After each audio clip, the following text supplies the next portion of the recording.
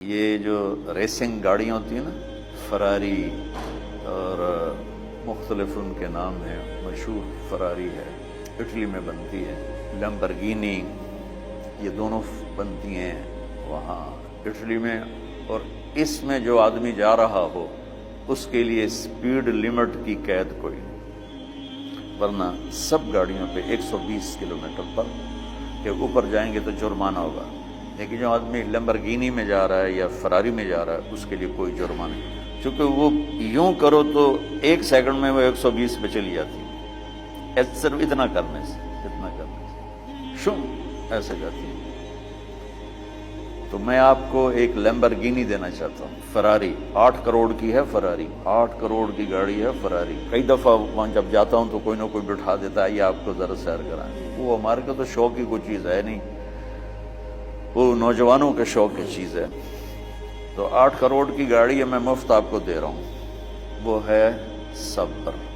آخرت کے سفر میں اگر تیز چلنا چاہتے اور سب سے آگے نکلنا چاہتے ہو تو صبر کی فراری پہ سوار ہو جاؤ، تمہیں کوئی پکڑ نہیں سکے گا، تمہارے کوئی قریب بھی نہیں آ سکے کہ دنیا میں صبر کرنے والوں کا قحط آ گیا۔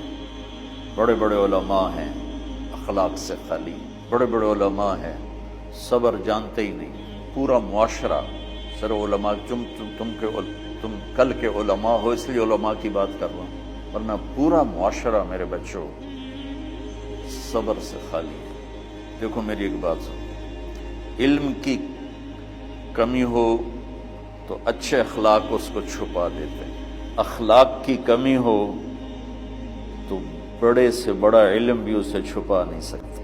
سارے عیب ہوں اور اخلاق اچھے ہوں تو اخلاق وہ چادر ہے جس میں سارے عیب چھپ جائیں گے، بس ساری صفتیں ہوں اور بد اخلاق ہو تو ہر صفت کو بد اخلاقی چھپا دے گی۔ میرے نبی نے نماز لمبی پڑھی، اللہ نے روک دیا، کہ نہیں چاہیے، ما انزلنا علیک القرآن لتشقی، مختصر نماز پڑھیں، درمیانی نماز پڑھیں۔ پیسہ سارا خرچ کر دے، اللہ نے روک دیا، ولا تبسطها کل البسط، میرے نبی سارا خرچ نہ کرو، کچھ بچا کے بھی رکھو۔ تبلیغ میں اپنی جان کھپائی، اللہ نے اس سے بھی روک دیا، فلا تذهب نفسك علیہم حسرات، تبلیغ کرو خود نہ مر جاؤ۔ تبلیغ کتنا بڑا عمل ہے، اللہ نے کہا اعتدال۔ نماز کتنا بڑا عمل ہے، اللہ نے کہا درمیانہ ہاتھ رکھو۔ مال خرچ کرنا کتنا بڑا عمل ہے، اللہ نے کہا درمیانہ ہاتھ رکھو۔ جب میرے نے میں نے اخلاق میں بلند پرواز دکھائی تو اللہ نے کہا شاباش انک لعلی خلق عظیم، میرا نبی میں آپ کو شاباش دیتا ہوں، آپ کے اخلاق بڑے عالی شان۔ یہ نہیں کہا کہ اتنے بھی ذرا تھوڑا اکھ بھی کھائی کر کو کوڑا ہویا کر، تو تم مولوی بڑے غسیلے ہوتے ہو، تم میرے بچے بیٹھو نا اس لیے بات کر رہا ہوں۔ صبر نام کی شے ہی نہیں ہوتی، فقہ پڑھنا تو ہماری مت ماری جاتی۔ قرآن کو بھی فقہ کے انداز میں پڑھتے ہیں، حدیث کو بھی فقہ کے انداز میں، بخاری سے زیادہ امام بخاری پڑھاتے ہیں، ترجمۃ الباب پہ اتنا وقت لگا دیتے ہیں کہ حدیث جو اصل چیز ہے اس کی طرف توجہ نہیں جاتی۔ امام بخاری کی کتاب کا مقدمہ کوئی نہیں، تو اس پر جب بخاری شروع ہوتی ہے تو ہفتہ اس پہ سبق چلتا ہے کہ امام بخاری نے مقدمہ کیوں نہیں لکھا، جی میں سارے مل کے یعنی امام صاحب نے تو گلاں کی۔ میں اس کا اتنا آسان 1 منٹ میں اس سارے سبق کو ختم کر دیتا ہوں بخاری شریف کے، کہ دیکھو بھائی امام صاحب کا دل نہیں کیا مقدمہ لکھنے کو، اس لیے انہوں نے نہیں لکھا گلموں میں۔ ایک حدیث کے عنوان اور حدیث میں جوڑ نہیں تھا، تو شیخ رمزی بہت بڑے فاضل آدمی ہمارے فیصلہ آباد، میں نے کہا شیخ یہ جوڑ کوئی نہیں، کہ شیخ ھذا من اصعب ابواب البخاری، یہ بخاری شریف کے مشکل ترین ابواب میں سے ہے۔ میں نے کہا بڑا آسان کام ہے، امام بخاری بھول گئے، ترجمہ کوئی اور تھا، حدیث کوئی اور لکھ دی، بھول گئے، بشر ہی تو ہیں، کیوں بچوں نے مصیبت پان دے۔ تو بچوں شوق سے جاؤ، بہانے نہ کرو، ہماری ذرا تھوک ڈال کے پیٹ میں درد، وہ شامہ پہ جان گیا پھر توڑیاں، ٹھیک ہے نا، میں زیادہ بول نہیں سکتا ہوں، ضروری سمجھ کے آیا تھا کہ تم خوشی سے جاؤ، پھر اس میں جو ناگواری آئے گی اسے برداشت کرو گے تو پھر آپ کا صبر بڑھے گا۔ तुम्हें सिर्फ मेरी शोहरत नजर आती है।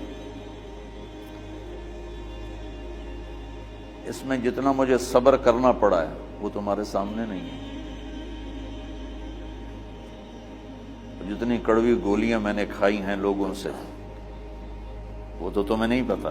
अब तुम्हें इतना नजर आता है कि वाह वाह हो रही है, आगे पीछे लोग। मेरे अल्लाह का करम है, मेरी क्या औकात। आज हूं कल मर जाऊंगा, औलाद को भी याद नहीं रहेगा कि तारिक जमील कौन था। जो है उस मेरे रब का करम है।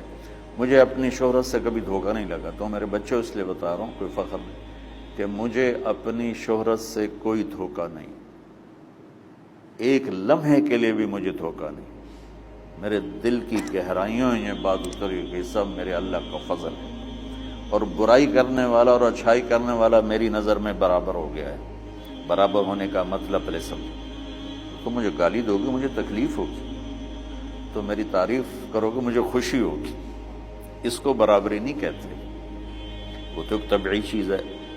ये मैंने हाथ पे अपना ही हाथ मारा तो उसको दर्द हो रहा।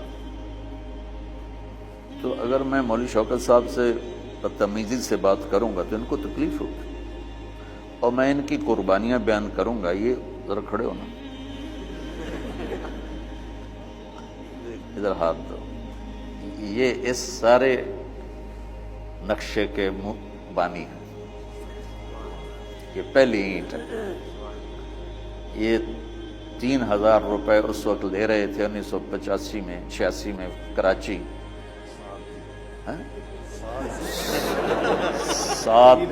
7,000 इनकी तनख्वाह थी, और मैंने इनको तलम्बे में बुलाया 900 रुपए महीने। लोग मेरी तारीफ करते हैं, मैं अल्लाह का शुक्र अदा करता हूँ, और उस पे मैं तकब्बुर में नहीं आता।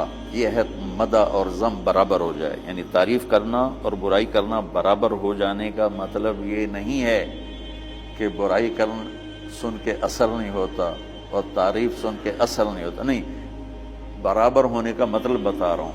उसकी तौफीक ताईद रहमत अपनी औलाद को बता रहा हूँ। कोई मेरी तारीफ करता है, मैं अल्लाह का शुक्र अदा करता हूँ और अपने आप को भूलता नहीं हूँ। कोई मेरी बुराई करता है तो मेरे दिल में उसके लिए कोई मनफी जज्बा नहीं पैदा होता। ये है अच्छाई बुराई को बराबर कर देना। कि मेरे ऊपर मुख्तलिफ इल्ज़ाम लगते हैं तो मैं उनको पी जाता हूँ, और इस तरह का मामला करने वालों से अपने दिल को बिल्कुल साफ रखता हूँ, बिल्कुल साफ। और मेरा उनसे मामला उसी तरह होता है जैसे आओ जी, अपनी वजह से कभी किसी से कतई ताल्लुक नहीं करते। तो बच्चों, सब्र बहुत बड़ी दौलत है। ये तुम्हारी तबलीगी जिंदगी में भी काम आएगी, इल्मी जिंदगी में भी काम आएगा। जब तुम घर वाले बनोगे, शादियां होंगी, उस वक्त ये काम आएगा। ठीक है? अब बहाना तो नहीं करोगे ना? खुशी से जाओगे ना? चलो, अस्सलाम वालेकुम।